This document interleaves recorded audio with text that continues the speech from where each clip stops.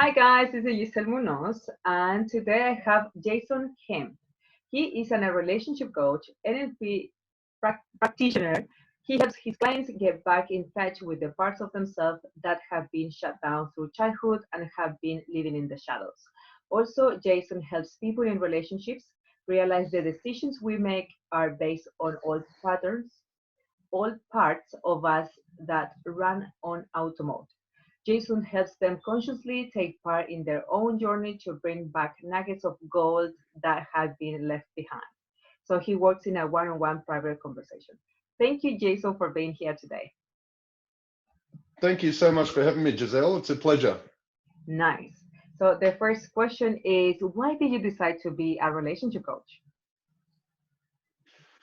Okay, well, there's a couple of parts to that story. I think I was at a part of my life earning really good money. I was self-employed, earning sort of over 200K a year, and I had everything that I thought that I wanted, but I still wasn't happy. So that was the first part of it. So then I looked into personal growth and personal development to try and find what I was missing, that missing link. And then I had a relationship breakdown and I didn't know how to deal with that. So I got into the coaching space, which gave me the tools to allow me to sort of move onwards and upwards, I guess, to get over that, because the relationship breakdown really flattened me. So, but yeah, that's the two big reasons for me. So first was to try and find those bits missing. Yeah, so you realized what I was missing. Yeah, about yourself, and from there it's like, I can use this, what has helped me to others. That was it? Absolutely, absolutely, yeah. Yeah. So, and why is important for people to reach out for relationship coaches? Look, to me, we don't know what we don't know. So if we keep hitting a closed door over and over again, and we're wondering what's going on, why do we keep hitting these closed doors? We can either choose to live in suffering and to keep hitting these closed doors, or we can choose to, because in my opinion, everything that's happening in the external world is a reflection of our internal world. Yeah. So whatever we're looking at here for answers, we're looking in the wrong space. And so what a coach will do for someone is, or especially myself, is take them on an inward journey that, let's be straight up, it's not always comfortable, but it gets them back in touch with those parts that have been shut down for so long, and it's those parts that we're actually missing. So yeah, so I guess why should people come to a relationship coach or an emotional intimacy coach, is if they're not getting out of life the things that they want to get, there's something going on internally that's stopping that, and it's generally behavioral patterns, or running away from fear, or yeah. Sometimes we don't realize about that, and we think because according to how old we are, we should know things. And for in my case, I'm 35 now, single, no kids. I am a relationship coach for women. So for me, it has been a journey to know myself, like in a deeper level, in order to absolutely to help my clients. And I see that point according to what we don't know, what we don't know. In relationships, we saw our parents how they deal with it, and we copy that behavior, which is not resourceful. And it's not resourceful. Yeah, absolutely. And so we tend to hide these parts of us that we feel shame about. So we tend to hide these parts of us, and just by doing a couple of exercises with a coach and shines the light on these parts that we hide in shadows and we feel a lot of shame about, Mm. it's like this huge weight is taken off the client.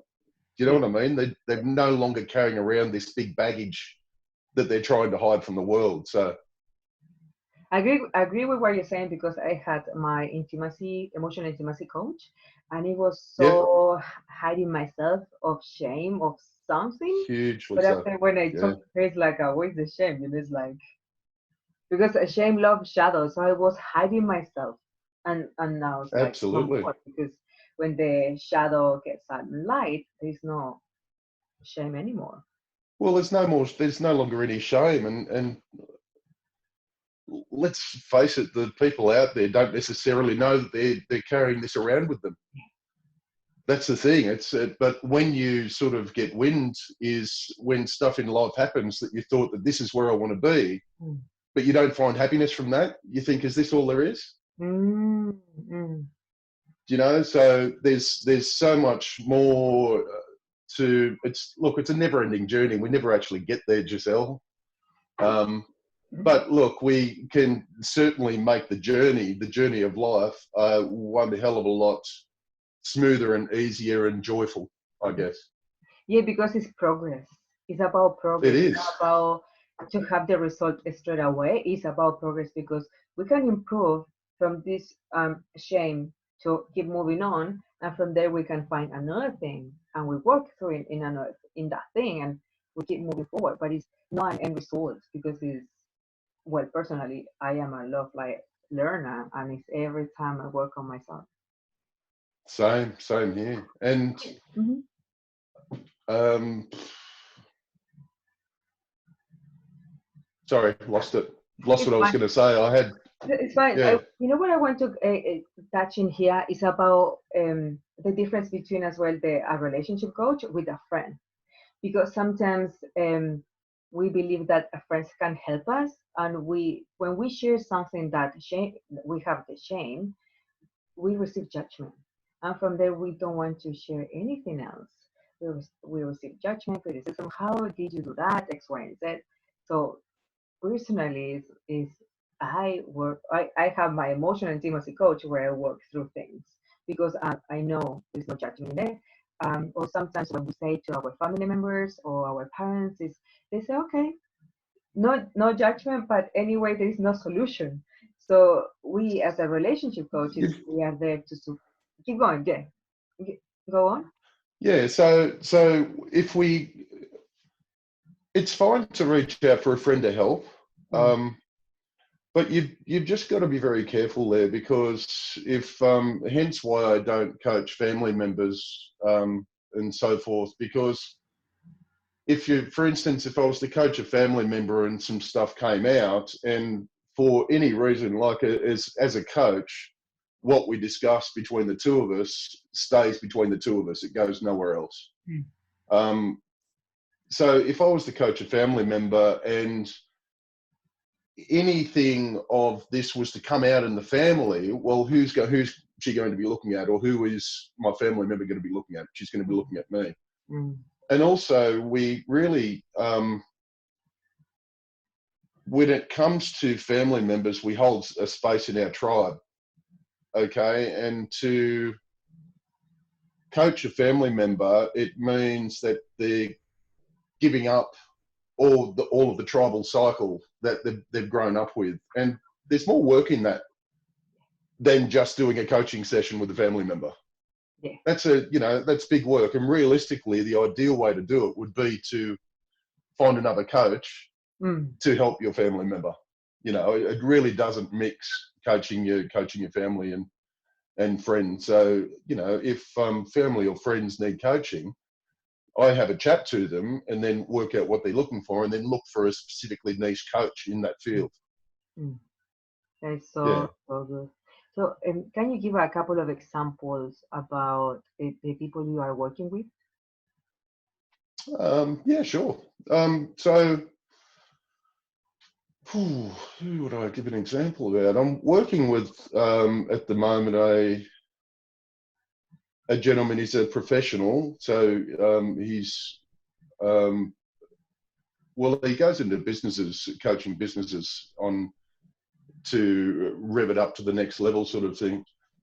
Through his tribal cycle, he was the youngest of 3 brothers. And through his tribal, as he was growing up, he was bullied by his brothers. Being the youngest and the smallest, he was bullied by his brothers, but he always had that sort of protection around him, his older brothers and his parents and this and that. And now that he's gone out into business for himself, he's having all of these fears come up. And he seems to be, to a certain degree, getting locked up with fear instead of taking action. So he's getting all caught up with internal stuff. Now, the work that we did was we did a mirroring exercise, because he had a lot of shame around being beaten up by his brothers in front of other people and feeling powerless. And so he had no idea of all of this stuff. And this is an idea of shadows that come up. And what these shadows stop us actually doing is they stop us moving forward and improving ourselves, because we've all heard of comfort zones. Our subconscious mind is there to protect us. Yeah. So while we are living in our comfort zone, we're not feeling any fear. But let's face it, as soon as we try to move out of that comfort zone, we have fear come up. And the fear comes from these shadows. Sometimes we don't even know what they're about. So through doing some mirroring work and stuff like that, and working out with also doing some big improvements and recognizing his self-talk and what he says to himself when he's in stressful situations is really important, because the more that we put ourselves down through our self-talk, the more that what we're saying to ourselves is going to show in our external world. Because, I mean, we have a thing in the brain called the reticular activation system.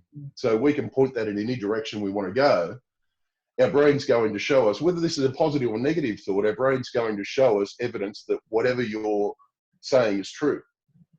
So if you're putting yourself down, you're going to see external evidence of that is true. So that's not the way that we want to go. We want to be, I coach sort of becoming your own hero. Okay, instead of having the monkey mind saying, you're this, you're that, you're this, be your own hero and have your own back and pretend that it's someone else that's saying, you know what, you've got this, man. Yeah. And through getting to the bottom of the shadows and having the realization's the most amazing thing. And the direct representation that's where all of this, the fear that he's going through now came from. It's really enlightening for them. And then I've got another lady that I'm coaching, who throughout her childhood, they had there were 5 in their family, 2 sisters, and in her family, they were not able to speak up. So didn't have a voice. And how this is sort of manifested in later life is grown up being pushed around by people pleasing. And where's the energy on self here? That is the biggest thing. We expend all of our energy out here. What do we give back? How do we give back to ourselves? So we did a sort of a similar, a little bit different, but a similar sort of exercise. And just the realization that she had this fear of speaking up. And like she's been married for 8 years, and doing this work, it can become complicated, because when you think about it, when we're changing internally, we're changing our behaviors, we're changing what is acceptable to us and what's not. And so when we're starting to put boundaries, we've been married, for instance, for 8 years, and when we start to put boundaries up, the husband's going to be saying, what is this? This is not the girl I married. Do you know what I mean? So we also have to train our partners the new way to treat us. because it's not their fault that we have been people pleasing and had no boundaries and been unable to communicate our needs and emotional needs. And it's not their fault that we've gone this long without having them. But what's our fault is to train them on how to teach us with these new bits of gold that we've got inside of us. Mm. And by doing all of this, it allows us to start to love ourselves. So on a sort of three-pronged message, if we have control of our self-talk, well, we never really have total control of our self-talk, but having awareness of our self-talk is the key. So once we have that awareness, then we can ask, you know, if it says that we're not good enough, we're not lovable, is that true? Well, no, it's not true. Mm. But when we live on automatic behaviors that we've always done, we're never going to achieve a different result. Yeah. The only way that we achieve a different result ever, really, is by making new decisions, making new choices, and it's all an internal job. It's not a matter of out here. This is so important. Thank you so much for sharing with us the work you do with your clients, because like that we are aware of, if we can be aware about if we have an issue, and as well everything what you sharing there is a lot for our self-realization. It's like, oh, I don't set up my boundaries, or neither I express my needs with my partner. So this is so good, so good. Thank you so much for sharing. So where Yeah. people can find you if they want to connect with you? So most of my clients come through Facebook. I'm fairly present on Facebook. I do quite a few live videos and stuff, just little bites of information. So welcome to like my page on Facebook. I can give you the link to that, put in the description. And yeah, so Facebook mainly. And I'm in the process of getting everything built at the moment, as far as websites and landing pages and all that sort of stuff. All good, all good. That is amazing. Thank you so much, Jason. And for everybody who's watching this video, please, if you know somebody who needs this information, share with them, like the video, subscribe to the channel, because more interviews are coming up. And I will put down in the description below Jason's details where you can connect with him. Thank you so much, Jason, and see you next. Thank you, Giselle. See you, guys. Lovely talking to you. Yeah, Talk soon. Thank you. Bye. Bye.